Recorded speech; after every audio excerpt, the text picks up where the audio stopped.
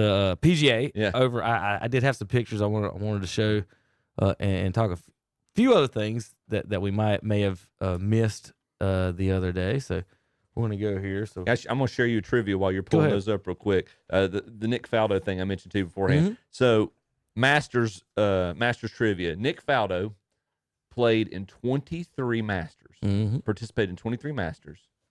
He only finished in the top 10 3 times. All 3 times. All 3 times he won. He won them all. Never finished in the top 10. And if he finished the top 10, he won. 3 wins. What is it? Lexi Thompson's in her like 18th U.S. Open, and she's 30 years old. Right? Yeah. Yeah. She started playing. Did you hear that one, Tom? Started playing when she was Lexi Thompson is in her 18th Women's U.S. Open, and she's 30. Wow. Yeah. Best stat of all time. Here's Austin. Girls mature faster. This is Austin. This is the lake here at what's the name of that street? Quail Hollow. So you're looking at 17 there over his shoulder. That is 15 over the right shoulder going the other way. 16 at his head. The green's pretty much right behind his head is the 16th green. So you could see them where we were at with the flag position. We could actually see the putts. Mm-hmm. So we were good on that. So this is the hole I was telling you about. The us regular folks were not allowed during the PGA. During the Wells Fargo, you could get right up near to the green, right up next to the stands. But us regular folks had to stand on the other side of the lake during the PGA. So the bank over there to the left of 17 green was off limits to y'all? No. You talking about right here? No. Well, to the left of it. Yes, the whole bank. That bank was off limit? They blocked the whole thing. You couldn't walk it. That was all players. Oh, my God. That's what I'm saying. You could. Right here is what you're asking. Yeah. So during Wells Fargo, this thing is lined with people under those stands. That's like primo viewing. Yeah, there's a good 10 yards you can stand there. And the players never hit it over there because the green's like actually way over here. It's great viewing. So there's the Goodyear blimp. This is the 17th hole. And like I said, what Chip's talking about, that green wall right there during the Wells Fargo there's usually a walking lane there for us regular folks that can only stand in the grass, But during the PGA, like I said, they locked off a lot of stuff that wasn't regularly locked off. That's pretty much our eye view of. That's me sitting on the edge of the pond watching them putt. So you can see the putts drop. If they missed, you could obviously see the ball still sitting there. Gotcha. We saw a couple balls hit the green ROMs and then bounce off. He went short, I think. Somebody else went long. You just see it bounce, and the guy in the back, Chip. I would like his job. As opposed to the flag guy up at the tee box, because he at least got the ball, watched the balls go in the water. Yeah. They come by, he's like, "I'm sorry, dude." He's like, "You down?" I was just watching all of his signals and stuff. That was pretty fun watching that guy. I was thinking of Chip on that one. There's Scheffler walking by. World number 1. Does he roll his ankles when he walks? Is his feet inverted? Like, does his big toe on the outside? I'm trying to figure out why he walks like that. Have you seen the clip from last week? The guy, basically, insane. There's a post up right now. There's a still photograph of him, in his follow through last week. And there's if anybody would have told you that someone with this follow through would equal Tiger Woods' ball striking, yeah. Would you have agreed with it? Yeah. So who's this guy with the two gloves?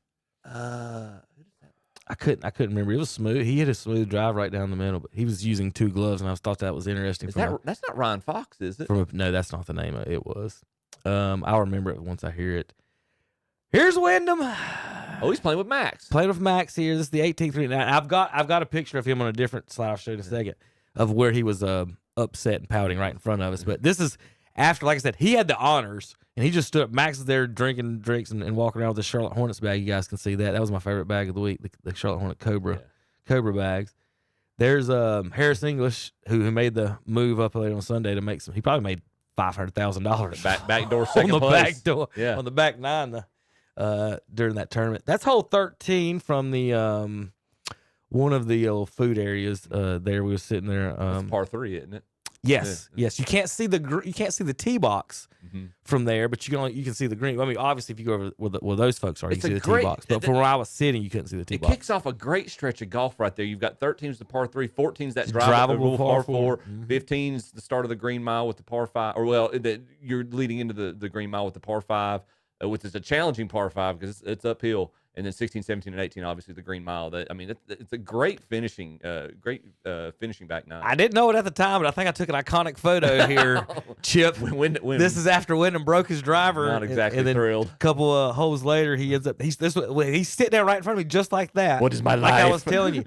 And he sat right there until I showed you that picture a minute ago where he got up to tee up. He didn't talk to nobody. He didn't get a drink. He sat down, put his head between, just like that. He sat there the whole time, and then when they got out of the fairway, he stood up, walked over, and hit his driver. Meditated. He was pissed. The other guy made $500,000. He probably lost $500,000. Right. So that's probably why he's mad. Tom, he missed his bet. You can't see it on that picture. That's kind of our same view there. A little better view of 16 green. The turtles and the ducks would come by and beg for those the bread off those good burgers. There's actually a zip line going across there. This is Luke Donald right before he threw a tee to Austin. The guy he didn't throw the tee. He broke his tee, and the guy that does your job gave him the tee.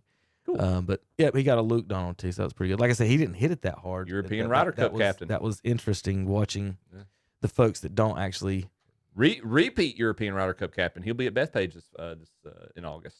There's your practice green range. Then the greens. Oh, that was hole 5. Okay, so that's what I was going to complain about. I did have one thing I wanted to bring up. So this is the putting green, and this is us on the train. He was excited about the train, so I had to send that to his sister. So he said, send that to her and tell her that we're on the train. All right, Chip. My golf pet peeve. Okay. This is the Rory McIlroy group. Yeah. Okay. The Scheffler group is kind of the same. Rory's nowhere in contention or anything. Right. My problem is when I see all these people over on 5 watching Rory, me and Austin go the other way. Uh-huh. We go over at 18. 7, 8 rows deep are empty chairs. Uh-huh. And you can't access them. And nobody at the greens. Mm-hmm. Now, if you want to leave your chair folded up in an area and I'm walking the course, you should be allowed to do that. Leave it. They should have a little area like you do strollers at Disneyland. I'm tell the people at the Masters. Here's my mention.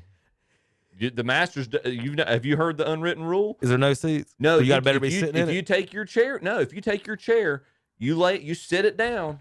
Nobody touches it. If somebody else wants to sit in it, they sit in it. As long as nobody's in it. As long as nobody's in it, they can sit in it. If somebody comes up like, hey, that's my seat. It's common courtesy. To be honest, that should be how it is. Like, I'm serious. Yeah. There's probably it's not hard. Around 18 guys, hundreds of empty chairs. Yep.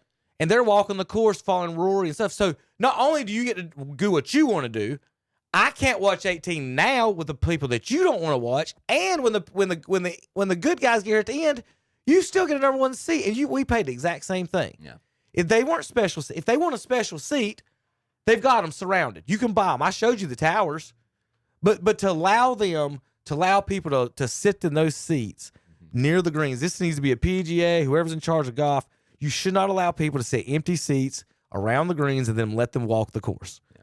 5-minute rule, whatever it is, like you said with the Masters. But I thought that was the most egregious thing I saw. So they wouldn't even let you go into those seats? I didn't know or try. Okay. It was just everybody's random Dick's Sporting Goods seats. You know what I mean? Right. If you ever go to if y'all ever end up back at Augusta and you see them laid out, you can just sit. It's just the common courtesy. It's understood amongst the patrons. Maybe it is. It maybe it wasn't the PGA, and I didn't know that. Well, I didn't know that period. But to me, that's what at the other greens, the people were sitting in them. Yeah. But not at the 18th. They wouldn't put them at the 18th and then walked around. I'm like, come on, man. So when I cut back, like I said, we didn't even watch the 18th because Scheffler, you can see him coming up 14, 15, 16. We're on the backside of 17. By the time we even get to 18, we couldn't even see the putter green anyway. So we just walked on through and listened and watched. He was winning by how many strokes, so it didn't matter. But that was the deal. My biggest pet peeve is allowing people to leave seats near the greens. Or at least advertise. I still don't even think they should be allowed them at all. If it's open, or if you're gonna lay it down, it's got to be open to the community. Have a section over next to that tower. Yeah. To lay your seats down like Disney World. Yeah. And when you come back, you can set it. I understand you're not going to the bathroom and getting a burger and coming back and sit down. You're going to walk the course. Yeah. Like that's what it was. So that was my biggest pet peeve. But other than that, a good time. I probably you got to have money to go do that again. But they won't be back there again. But Wells Fargo, I would advise that for people going out. It is a good time. I'll say that. Kids are usually free too. I think so. On all those. Yep. All All right, Chip, any other news and notes on this week's tournaments or anything? They are, this week, oh, gracious, they're at Jack's tournament. That's the Memorial at Muirfield Village is usually a very good test leading up to the U.S. Open. Are you upset Roy didn't call Jack? Is he starting that? Is he? I'm surprised. Something's going on. I don't know what. I don't know what's. It could be something. I don't know. I worry something like it's somebody's a health issue with his family or something. I hope everything's okay. Jack was very. I mean, I'll repeat everything Jack said. I'm a Rory fan. I like him a lot. And I was a little surprised, but I'm sure he's got his reasonings. And I'm sure he's got a lot going on right now. I'm sure his world, as crazy as his world was prior to the Masters, I'm sure it's just been doubled since then. A lot of people are speculating he's mad at PGA folks for basically making him do all the comments about the LIV stuff, or him being involved in that, making him the face of that, and then now they're like trying to do deals with him and do something back. I think that's the rumor. So I was just wondering if you'd heard anything solid or anything. I've not seen anything, and part of it, I think he was hoping. Quail, he has historically been so good at Quail Hollow. I think he was hoping, and he's generally, when he gets hot at majors, like he's won. When he competes well, he tends to get momentum. Like he won the Open Championship and the PGA at Valhalla back in 2014, back-to-back. I think he was hoping to build some momentum and probably was a little disappointed in his performance. Obviously, the driver thing where his driver got confiscated and him trying to have to retool himself with his backup driver and it not going well. You saw his accuracy off the tee for the week at the PGA really hurt. So I don't know if that's going on. Something, and he might just be trying to just put blinders on and just try to retool again, get used to this new driver ahead of the U.S. Open. They're playing at Oakmont. The Jack's course is usually a great test for the U.S. Open. He's got to get used to hitting a regulation driver, maybe. But I want to do one more shout out as well. I think, and I showed you in the pictures when Lindsay and I went to the practice round. Nicest guy. My wife even said, she's like, the only person I've seen get more excited ever about seeing you is our kids. Was Will Zalatoris, came over and met Lindsay and spoke to us for a few minutes. Will actually had another back surgery earlier this week. He announced he'll be out until the fall. He had a couple more bulging discs in his back. So I wish Will, his caddy Joel Stock, I wish him the best. I hope Will get a swift recovery, man. You've got one of the best swings in golf. Get healthy. We want to see you back out there. All right, we'll leave you with this shot from the LPGA Tour.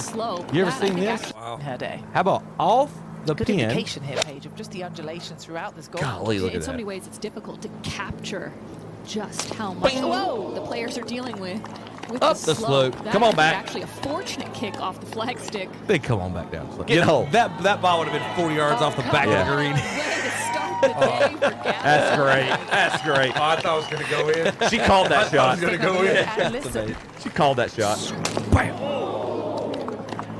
I guess if you're good enough to hit the pin, you're good enough to get that roll. This has turned into a So That was the Rory roll at the Masters. two years ago, when I went and played Augusta, I'm on 14. I'm about 75 or about 50 yards out, and I scull a wedge, and I centered the pin, and it ricocheted right back at me. Like, it was like a backboard, and it came like right back to where it was. I was like, "This is not. The pins are too strong. This is not what I wanted," but it was still pretty cool to see. Not a regulation pin. Right. All right, we'll be back next Saturday, KDCBroadcasting.com.